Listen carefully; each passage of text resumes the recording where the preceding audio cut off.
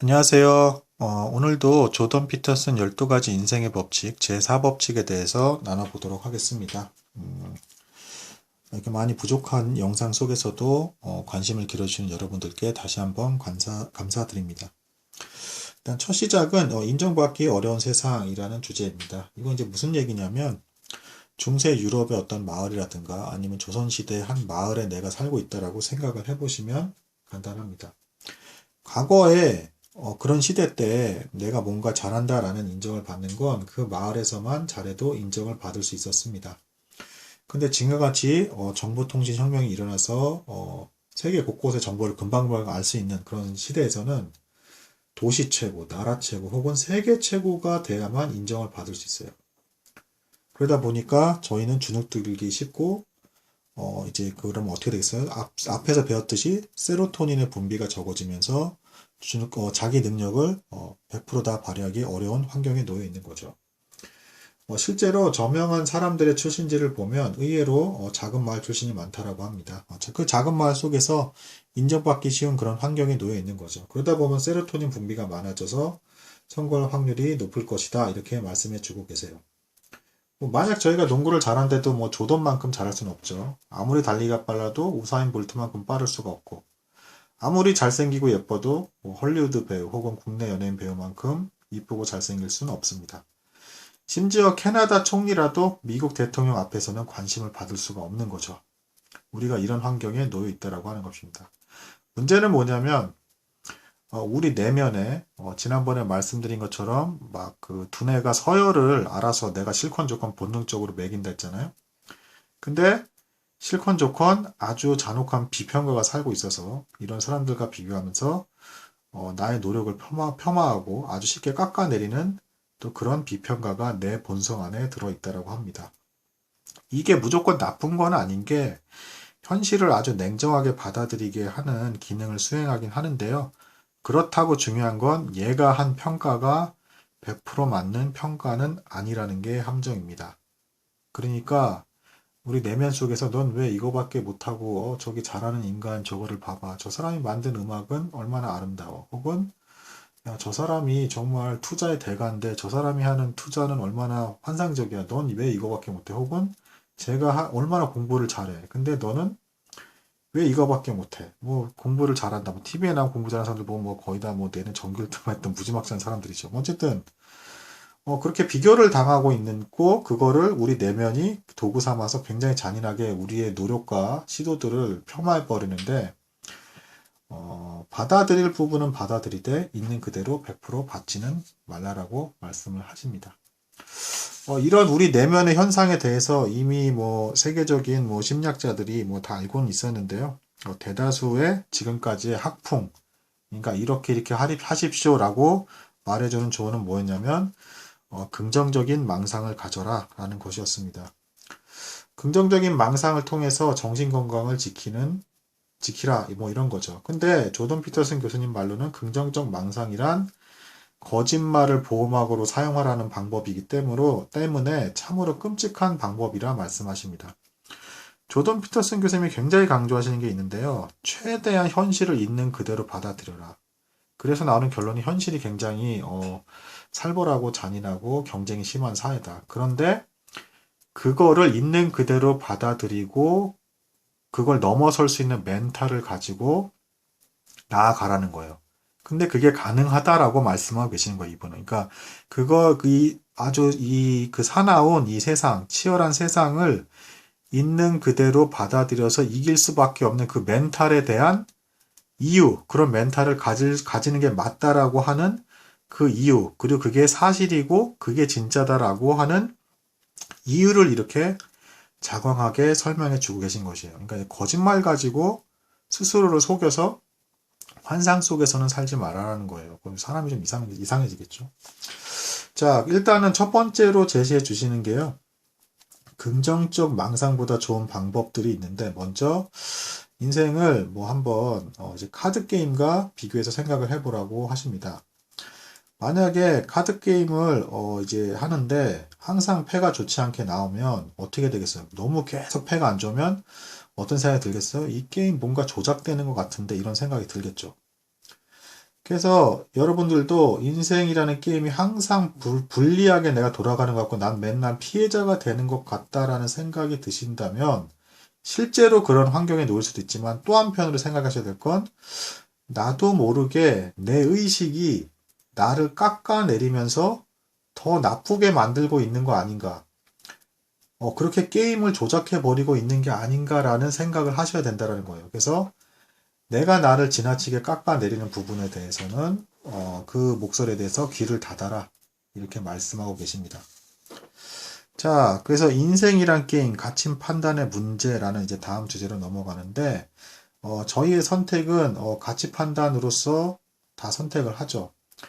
가치 판단이 모든 판단의 전제 조건이죠. 그래서 뭔가 시도를 할 때 성공을 할까 못할까 뭐 이렇게 판단을 하는 게 인간의 본능입니다. 근데 문제는 뭐냐면 성공과 실패의 관점으로 보게 되면요. 이게 일단은 대안이 없어요. 뭐예요? 성공 아니면 실패, 뭐 아니면 도기 때문에 반드시 성공을 해야 되고 중간 지대가 없어요. 그러다 보니까 저희 인생 살아보면 아시겠지만 다 성공보다 실패가 훨씬 많잖아요.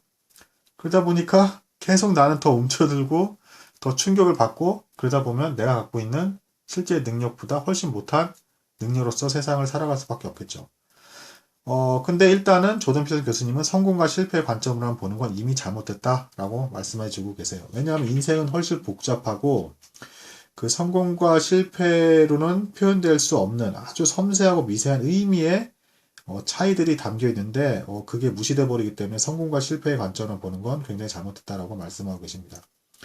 그리고 또 다른 각도로서는 이제 어떤 관점이 있냐면 인생 자체가 어차피 성공과 실패 단 한 번의 게임을 결정되는 게 아니라는 것입니다.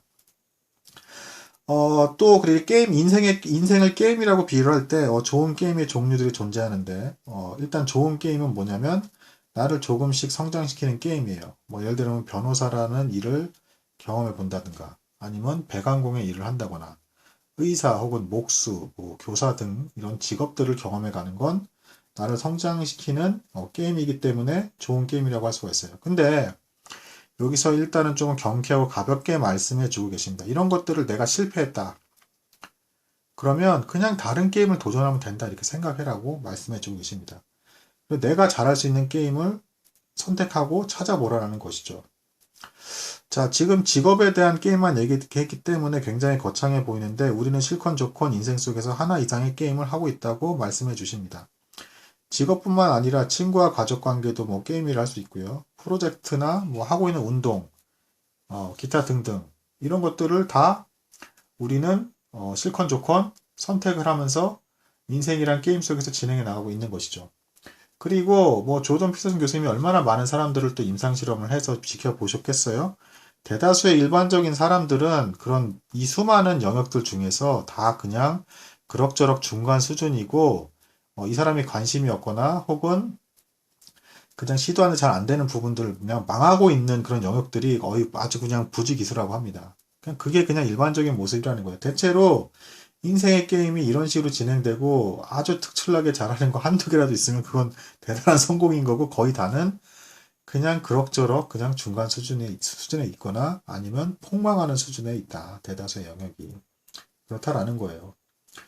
오히려 중요한 건 그럼 이제 뭐냐면, 이제 협소한 시각을 버리는 게 중요한데, 자꾸 이 세상에 내가 모르는 게 굉장히 많기 때문에, 새로운 것들에 대해서 조금씩 서서히 자꾸 도전해 보는 게 중요하다고 합니다. 왜 그러냐면은, 그렇지 않으면 성장할 수도 없고 또 나한테 맞는 뭔가 새로운 것을 찾기 어렵다라고 말씀해 주고 계세요. 내가 무엇이 맞는지를 찾아가는 과정이 필요하다라는 거예요.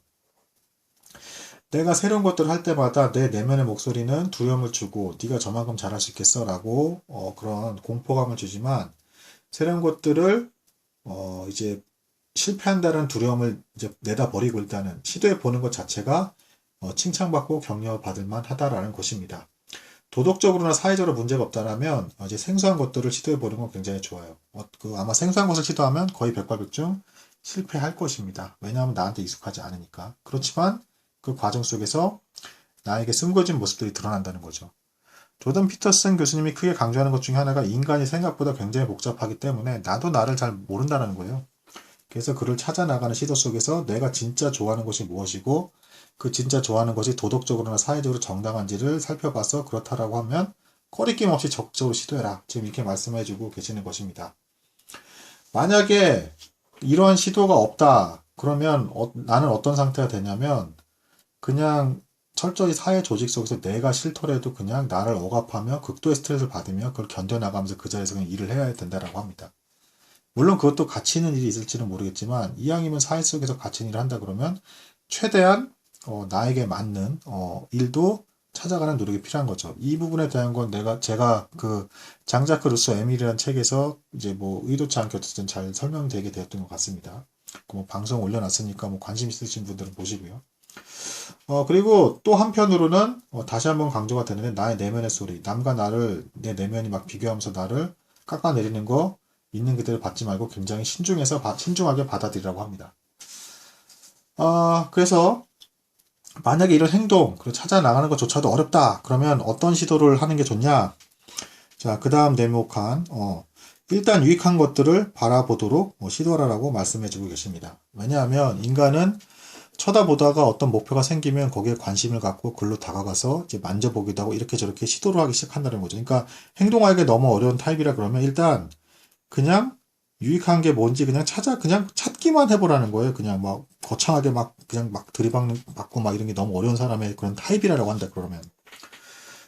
그래서 실제로도 뭐 흥미롭게도 영어 단어 이게 씬이죠. 씬, sin. 이게 어원적인 뜻이 관역을 벗어나다라는 뜻이 있는데 이렇게 목표 없는 상태가 오히려 죄이기 때문에 일단 바라보면서 찾아보라라고 말씀해주고 계십니다.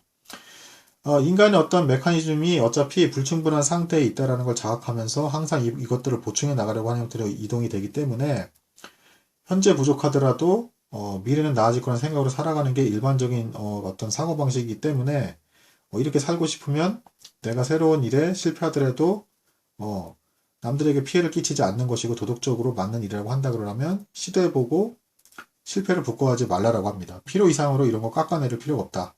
시도한 것만으로도 나아지는 과정으로 가고 있는 것이라고 그렇게 생각하라고 말씀하고 계십니다.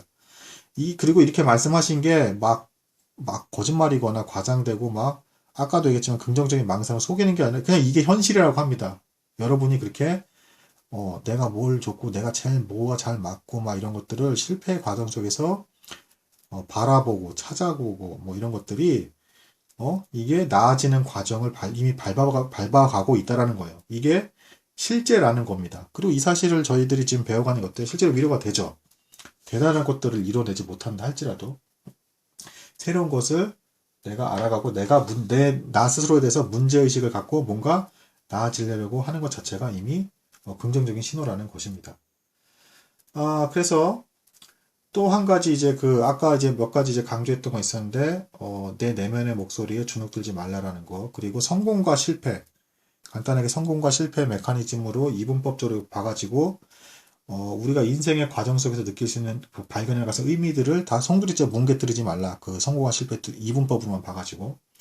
그래서 이런 말씀을 해주고 계세요. 어차피 행복은 성공 이후에 정상에서 잠시 누리는 그런 기쁨이 아니고 지속적으로 정상을 향해 오르는 과정에서 느끼는 희망이다. 이렇게 말씀해주고 계세요. 그래서 그런 실패의 과정 속에서 뭔가라도 사소한 거라도 내가 나한테 맞는 뭔가를 한 영역이라도 발견했을 때 기뻐하고 즐거워하라는 것이죠. 그리고 또 다른 방법이 있는데 싫건 좋건 근데 문제는 뭐냐면 저희가 싫어하는 일을 해야 되는 순간이 발생하잖아요. 이럴 때 나 자신을 마치 군대 상관처럼 무슨 이렇게 군인처럼 나를 이렇게 억누르듯이 명령조로 무조건 이겨야 돼. 이 목표는 어떻게 해야 돼서 너 의지 박약이야 이 멍청한 이렇게 나를 자극하면서 억지로 너무 강제로 심하게 끌고 가려고 하지 말라라고 하십니다. 나 자신을 협상의 대상으로 삼아서 마치 둘이 서로 대화를 나누는 것처럼 생각을 하면서 고통을 줄여갈 수 있는 방법이 없는지 이거를 잘 협상해 보라라고 말씀하십니다. 그래서 똑같이 하기 싫은 일을 하게 될지라도 뭔가 자신을 소중히 여기면서 이 고통을 어떻게 줄여나갈 수 있는 방법은 없나라는 거에 대해서 잘 생각해 보라는 겁니다. 그냥 비판적으로 이딴 것도 못해 이런 바보야 이런 식으로 밀고 나가는 것은 잘못됐다라는 거예요. 그래서 도덕적이고 사회적으로 정당한 그 룰 안에서 그 범위 안에서 나 자신과 협상해서 정당해 보이는 어떤 일이 있다라고 그러면 시도해 보라고 한다라는 것입니다. 물론 우리가 이제 계속 좋은 지식들과 나쁜, 뭐 좋고 나쁨에 대한 어떤 판단 기준을 찾아 나갈 건데, 결국에는 전적으로 내가 결국에는 결정을 할 거라고 합니다. 그래서, 결국 내가 결정하는 것이기 때문에, 가혹하고 잔인하게, 뭐 세계 정상급의 사람이랑 자꾸 나 비교하지 말고, 내일의 내가 어제 나보다 조금이라도 나아진 면이 있으면, 이게 성공이니까 감사하고 즐거워하라고 말씀해 주고 계십니다. 작은 목표를 세우고 성취해가며 감사라고 말씀해 주고 계시고요. 서툴고 두렵더라도 일단 결심한 것을 작게라도 행동으로 옮겼으면 나한테 보상을 해보기도 해달라고 합니다. 그래서 정당하게 그렇게 시도를 했으면 쉬기도 하라고 말씀해 주고 계세요. 매일 아주 조금씩이라도 시도하고 포기하지 말라라고 말씀해 주고 계십니다. 실패와 성공을 어차피 거듭하게 될 거예요. 이게 새로운 것들을 하게 되면. 그리고 실패하는 것들이 훨씬 더 많은 게 일반적인 사람들의 모습이라고 합니다. 그리고 이미 그렇게 시도하면서 고민하고 내가 움직이고 있고 바라보고 있다는 것만으로도 나아지고 있는 것임을 잊지 말라라고 말씀해 주고 계십니다. 자, 여기서 이제 뭐 보이지 않는 고릴라 실험 뭐 이거 이제 말씀해 주고 계신데요. 이건 뭐냐면 어떤 그 실험 대상자들에게 3대3 농구 길거리 농구를 시킨 다음에 서로 패스를 몇 번 하는지 세어보라고 이제 시킵니다. 그러고 나서 그 화면에는 큰 고릴라가 막 지나가게끔 막 그렇게 화면은 돼 있어요. 근데 놀랍게도 그 실험 대상자들의 상당수가 숫자 세는데 집중하느라 그 고릴라가 지나가다니고 움직이는지도 몰랐다라고 합니다. 그러니까 인간의 특성이 뭐예요? 일단 목표가 생기면 그대로 나아가기만 하면 된다라는 거죠. 그러니까 목표를 찾기까지의 과정이 어려운 거지. 나한테 맞는 정당한 어떤 목표가 생기면 그 다음에는 집중해서 나아가기만 하면 돼요. 근데 여기서 이제 좀 조심해야 될 그러면 이제 모든 목표가 나한테 정당하고 잘 된 것이냐, 그렇지는 않다라는 겁니다. 예를 들면 어떤 회사에 있는데 내가 팀장이 되는 어떤 꿈을 갖게 됐다라고 해요. 근데 그렇게 되면 대다수의 인간은 어떤 반응을 보이냐면, 이 팀장이 안 되면 나는 인생의 실패자. 난 이것밖에는 나를 즐거워할 게 없어. 난 팀장만 되면 더 이상 행복할 게 없을 것 같은데. 뭐 대입 시험 준비하는 사람은 대학교만 들어가면 그럴 것 같잖아요. 근데 막상 또 들어가면 또 그 다음 목표가 또 생겨요. 뭐 아무튼. 근데 이렇게 그게 고착화돼서 팀장 하나만 막 이렇게 해서 하는 거는 의미가 없다라는 거예요. 왜 그러냐면 대다수가 이렇게 팀장이 되고 싶다라는 이런 목표는 그냥 거의 다가 대다수가 내 개인의 욕망만 있고 거기에 어떤 고차원적인 숭고한 어떤 도덕적이거나 사회적인 유익과 어떤 헌신에서 나오는 어떤 의미의 어떤 성취감 이런 것들이 전혀 없다라고 합니다. 무슨 얘기예요? 그 목표는 대다수가 그런 목표를 갖게 되면 팀장을 시기하고 저 사람이 나가면 내가 팀장이 될 건데 뭐 이런 식의 마음이 생겨버리게 되는데 곧 뭐예요? 시기심에서 올라온 목표예요. 그런 것들은. 그런 거니까 그런 목표는 바람직하지 않은 목표가 되는 거니까 잘 생각해보고 내가 저 사람을 시기하고 있구나라는 생각만 하게 돼도 내 마음속에서 도덕적으로 그런 목표에 대한 거부감이 생기겠죠. 그리고 그걸 내려놓고 다른 대안들을 찾게 된다면 아주 좋은 결과가 있겠죠. 그러니까 무슨 얘기예요? 대안들은 항상 존재한다라는 거예요. 만약 여러분들의 인생이 꼬이고 있다면 삶 자체는 문제가 없는데 지식이 부족해서 그럴 수가 있어요. 그래서 잘 생각해 보시고 내가 어떤 높은 가치관과 도덕성이 결부된 어떤 것들을 아주 사소한 것이라도 그걸 동기화해서 나아가고 있는가를 조금 생각해 보실 필요가 있어요. 그래서 여기서 연결되면서 얘기가 나오는 게 이제 철학과 종교 얘기가 나오게 돼요. 그래서 우리 인생이 뭐 과학만 필요한 거 아니야라고 단순하게 요즘 같은 세대에서는 생각하기가 쉬운데 가치관, 도덕성에 대한 문제 이런 것들은 철학이나 종교에서 말을 해주고 있기 때문에 이러한 주제들이 완전히 오늘날까지도 사라지지 않고 분리해낼 수가 없는 것입니다. 플라톤 철학이나 종교가 말하는 고대의 어떤 시대에서는 순종을 굉장히 절대적으로 강조했고 지금 우리 시대가 보기에는 굉장히 맹목적인 어떤 사람들처럼 보이는 부분도 있다라고 합니다. 근데 그런 순종을 할 줄 아는 사람은 오히려 제대로 훈련받은 사람이어서 적어도 잘 연마된 도구와 같다라고 말씀해 주고 계세요. 그래서 이제 이런 설명을 하면서 도덕성과 가치관에 대한 것들이 쓸모없는 것들이 아니라 아주 소중한 면을 지니고 있다라고 말씀해 주고 계십니다. 뭐 현대에서 조금 맞지 않는 부분이 있다 하더라도. 그래서 다시금 근본으로 또 돌아가서 역시 또 학자 아주 대가답게 말씀하시는 건 무신론자는 없다라고 말씀하고 계십니다. 실권, 조건, 행동에서 당신이 믿고 있는 바가 드러나는데 문제는 누구도 제대로 내가 뭘 믿는지 알지 못한다라고 합니다. 그래서 역시 또 긴 역사를 관통하는 문헌을 통해서 인간을 알아나가야 된다. 또 이 말씀하시면서 성경 말씀을 또 하십니다. 근데 전통적인 입장에서 어떤 성경은 아니고 역시 학자로서 그래서 뭐 구약의 하나님은 인간과 협상이 가능했고 인간이 따르지 않으면 가혹한 징벌을 내리는 공의 하나님이었다. 그래서 뭐 그런 이유가 구약을 만들어낸 사람들이 가혹한 현실을 받아들이니 현실주의자였기 때문에 합니다. 그 출애굽기 과정 보면 굉장히 막 그 광야 속에서 고생을 하죠. 막 그 벗어나가는 그리고 하나님께 막 불순종하면 엄청 막 혼나고 죽고 막 이러고 그런 어떤 것들을 말씀해 주고 계세요. 한편 신약의 하나님은 인간에게 대단한 것을 바라지 않고 자비를 베푸시며 하나님을 사랑하고 인간을 사랑하며 열심히만 살아가면 문제가 없다. 뭐 이런 하나님의 모습인데 오히려 이게 아주 비현실적인 신의 모습이라고 합니다. 왜냐하면 이 세상에 아우슈비츠 수용소 2차 대전 때 막 학살했던 거 아시죠? 뭐 그런 수용소도 있고 여전히 전쟁과 학살이 있는데 어떻게 하나님이 그러실 수가 있냐? 오히려 구약의 하나님이 더 신빙성이 있는 것 같다. 현실적인 것 같다. 라고 이렇게 니체 역시 비판했다라고 합니다. 뭐 니체는 유명한 철학자죠. 근데 그 사람 또 삶을 보면 신학자이기도 했어요. 그래서 뭐 구약과 신학이 같을 수 없다. 뭐 이렇게 하면서 뭐 신학의 환멸을 느끼고 뭐 돌아서기도 한 뭐 그런 철학자이기도 합니다. 그래서 결국은 이 얘기를 장하게 하시는 이유는 더 나은 삶이 무엇인가에 대한 결론을 도출하기 위해서요. 그러니까 행복은 더 나은 삶으로 가는 과정에서 느끼는 희망인데 더 나은 삶은 뭐냐? 삶의 조건이 보편적으로 향상돼서 모든 인간의 삶이 의미가 더 풍족해지는 것입니다.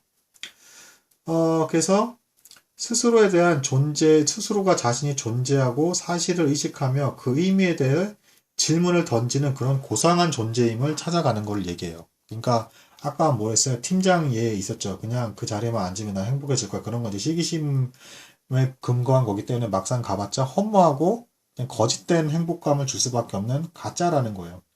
그래서 인간의 어떤 실존적인 어떤 나의 존재 가치를 입증해 보겠다는 어떤 믿음의 선언, 어떤 이런 시도들을 하는 것이 앞서서 말씀드린 어떤 여러 가지 것들 나한테 맞는 게 뭔가를 찾아나가는 그런 과정이라는 겁니다.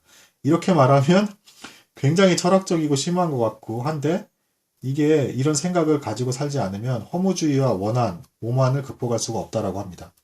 그래서 단순히 내가 좋아하는 일뿐 아니라 사회적이고 도덕적이고 그런 데서의 어떤 유익까지를 같이 생각을 하는 그런 나를 찾아나가는 내가 존재해야 되는 어떤 이유와 스스로의 의미, 가치가 무엇인지를 찾아가는 그런 실존적 시도라는 겁니다. 이런 사소한 것들이. 그러니까 지금 어떤 구조를 취하고 있는 거예요? 우리가 생각하기에 사소한 시도는 생각 외로 대단한 시도이고 칭찬받을 만하다라는 거고 반대로 세상과 비교하면서 무지막지한 인물과 비교하면서 나를 막 깎아내는 그런 시각은 그게 가짜다, 잘못됐다 이렇게 말씀해 주고 계시는 거예요.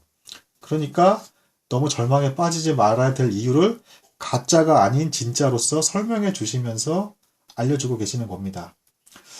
그래서 이 길을 나가기 위해서 저희는 당장 어렵더라도 목표를 낮춰서 작은 일부터 새로운 일을 시도해 가야 되고요. 그러면서 나를 알아가면서 나와 협상을 하고 도덕적으로 가능한 일들을 시도해 가야 됩니다. 자신을 잘한다 자만하지 말고 내가 복잡하다는 걸 알아야 됩니다. 오늘에 집중하면서 서서히 가는 과정을 즐겨야 되는 거고요. 그래서 우리 개개인이 조금씩 나아지면 이 세상도 살기 좋은 것으로 변할 것입니다. 즉 현재의 다른 사람과 비교하지 말고 어제의 당신과 비교하십시오. 들어주셔서 감사합니다.